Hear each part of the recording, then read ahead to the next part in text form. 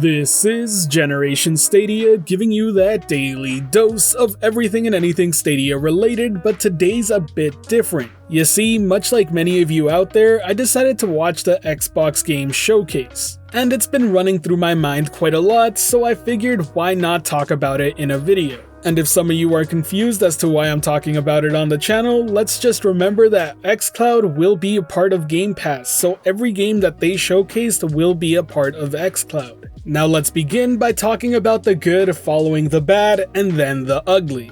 Let me begin by just saying, wow, what a show for Xbox Game Pass. Seriously, if you weren't convinced about the value proposition Xbox is offering with their Game Pass subscription, you should be now.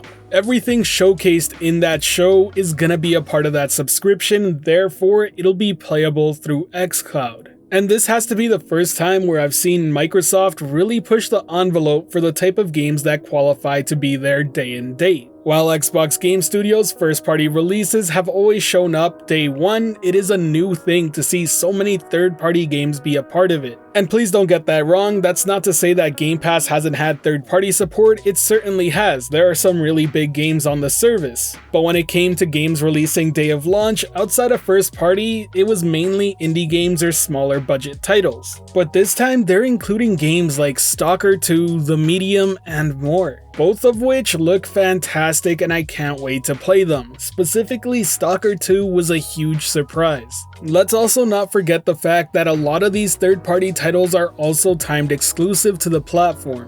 And while I'm not the biggest fan of that model, I do understand how it makes sense from a business aspect, and they really did a good job at securing some serious games. Now the next good part is the amount of games shown. There was 10 world premieres throughout the show, that's quite a good amount. The first party lineup also sounds particularly strong, keyword sound, but we're talking Halo, Forza, Fable, State of Decay 3, and even more games that have yet to be announced.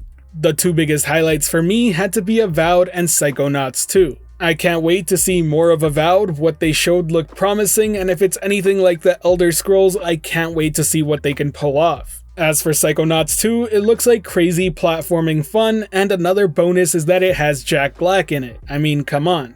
The last notable big thing we got out of the show that was pretty pleasant is this Halo meme. Now let's move on to the bad news. We got this Halo meme. Seriously, what is 343 doing? Now look, ever since Reach, I have not been the biggest Halo fan, but I have enjoyed the games for what they are. And yes, you can bet that I will be playing through Halo Infinite regardless, especially since I'm subscribed to Game Pass Ultimate. But hear me out, I can't be the only one who was expecting Halo Infinite to be a visual showpiece for the Series X. This definitely isn't that. And what we were shown previously on Halo Infinite looks so much better. Where is that game? The difference here is night and day, and before you go on to point out that this must be an early build of the game and they still have months to work on it, let me just point to this. 343 Industries recently did an employee spotlight. If you want to check this out for yourself, be sure to check the description below, the link will be there. In this interview, the following is stated. But while it's easy to get carried away about the prospect of playing Halo Infinite, it's worth taking a minute to think about the enormous work put into this playable preview of Halo Infinite. While this is just a section of the final game, it took a Herculean effort to make sure this little corner of our ring world was polished and pretty enough for its premiere. The art, lighting, design, environment, graphics, production, and engineering teams involved in carving out and curating this little slice are nervous and excited to show people a glimpse of what we're building. That makes it very clear that they put a lot of time and effort in this playable preview. It wasn't just a slice of an early game build. They went as far to say the words polished and curated. That makes it sound like this is the best of what they had to show at this time.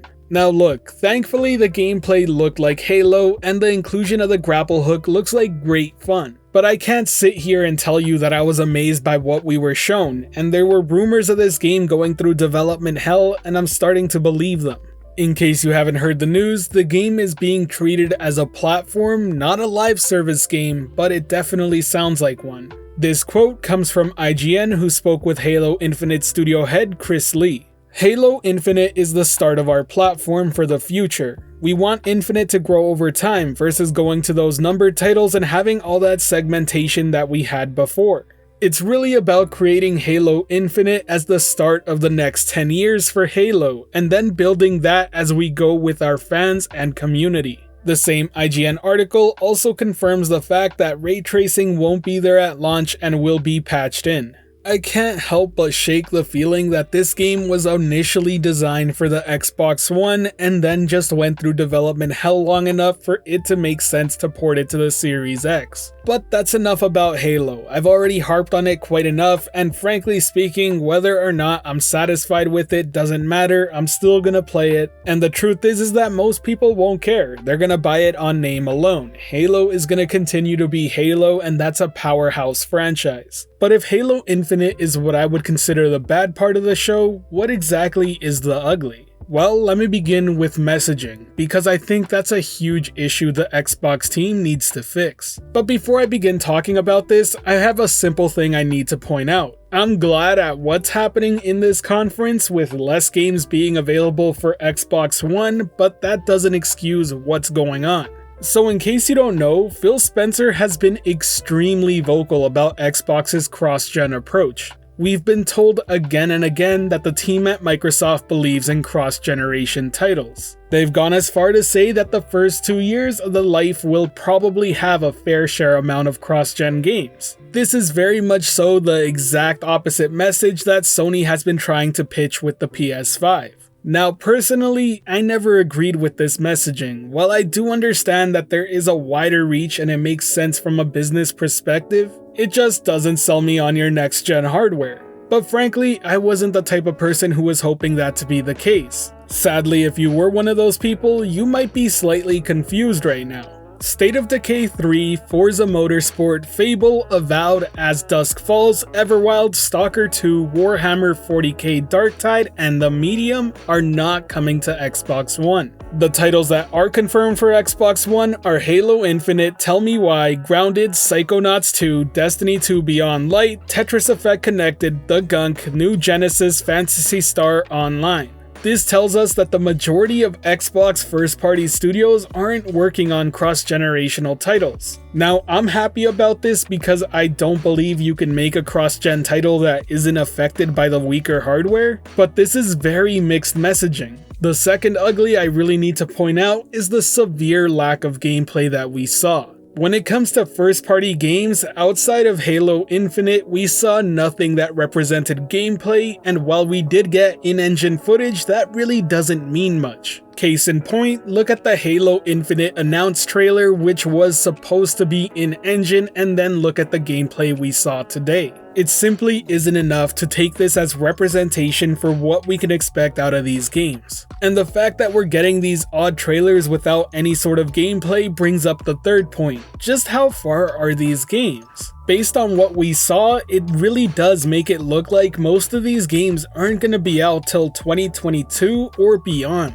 And frankly speaking, that's a huge bummer. While I'm looking forward to both Psychonauts 2 and Grounded, they just aren't heavy-hitting titles. Neither really showcase that the Xbox Series X is the most powerful console, a tagline that's really sticking out right now. And this info I just got while I was actually recording. Stalker 2's video was a target render. This is easily my most anticipated title out of the show that isn't first party, and here I am finding out that it's easily years away.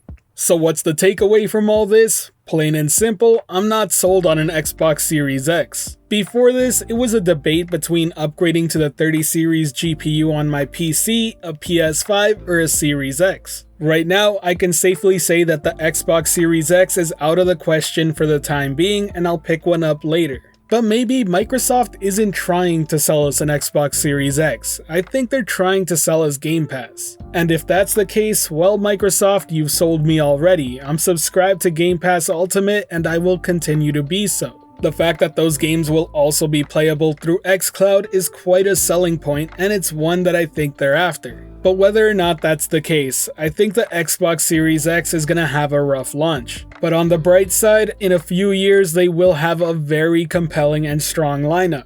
They did show us that they have some big games in the works, some returning franchises, and brand new IPs. They certainly deserve credit for that, and I can't wait to play all these new experiences myself. Either way, that summarizes all my thoughts on the Xbox Game Showcase, but I'm interested to hear what you thought. Did you enjoy it or dislike it? Be sure to let me know in the comments section below. Today's end of video message is going to be me asking for your feedback on this style of video. While I know I didn't get too far into the whole xCloud Game Pass topic, I really did feel the need to talk about this as it's been on my mind. I know it isn't info directly related with Stadia, but the cloud streaming aspect still stands due to xCloud. Either way, let me know if you're a fan of this type of discussion or not. I'm not gonna tell you that I won't do it again simply because I did kind of enjoy recording this, but I'm interested in hearing you out. Either way, expect more Stadia content coming soon, so keep your eyes out for that. This has been Generation Stadia, giving you that daily dose of everything and anything Stadia related. The Gen S community is over 4,700 strong and growing by the day, and until next time, I'll catch you in the clouds.